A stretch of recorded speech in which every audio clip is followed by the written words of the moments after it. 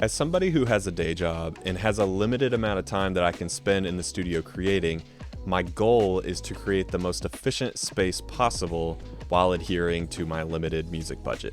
Fortunately, I've come across these 5 affordable items that have changed the game for my studio. So I'm gonna get this one out of the way first, as it's definitely the most expensive item on this list. Everything else on here is below $40.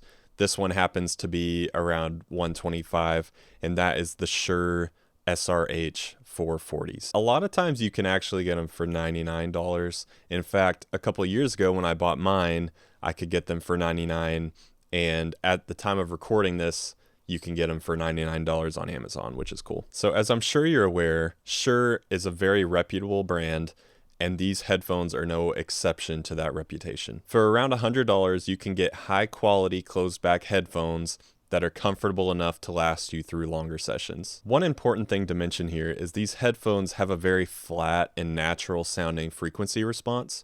So if you're doing any kind of production, mixing, mastering, the stuff that you want to translate really well from place to place, I would highly recommend these. If you're looking for something with like a huge bass boost, like Beats, this is not it. But there's a good chance that if you're watching this video, you're producing, mixing, mastering, and you're going to want a set of very neutral sounding headphones that are going to be honest with you in your productions. I use these headphones for literally everything that I do in the studio, whether it's recording, arranging, mixing, mastering, everything. And I have zero complaints, and I think for the price, it'd be pretty hard to beat these. Now getting into the below $40 range, we have the Behringer HA 400 headphone amp. Your audio interface probably has enough juice for your headphones, but let's say that you have a friend that's wanting to do some recording, or maybe you have a few friends that are wanting to come over and be able to listen at the same time. Well, you're dealing with that one headphone jack on your interface, but with this thing, you can run that stereo signal into the headphone amp and split it out 4 different ways and have individual volume control for each of the 4 channels. Even better, if you do happen to have a second headphone out on your interface, you can run that to the Behringer HA 400 and send your performers a different mix than your main mix. My interface doesn't have an additional headphone output, but it does have ADAT expandability. So I'm using a separate ADAT device that gives me additional outputs that I can assign however I want.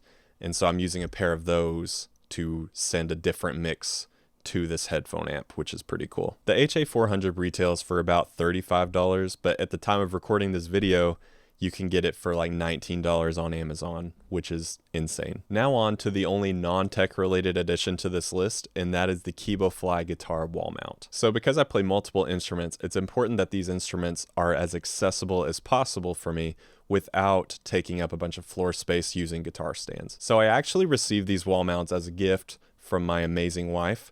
It came in a pack of 3 for only $38, which is perfect to hold my acoustic, my electric, and my bass guitar. They were assembled in like 3 steps. They have this shelf on top of them, which is really cool for storing stuff or just like putting decor. And they just have this really cool natural wood kind of look, which matches what I'm going for in the studio. But most importantly, it puts my guitars within an arm's reach without having to have guitar stands around my desk, which is awesome.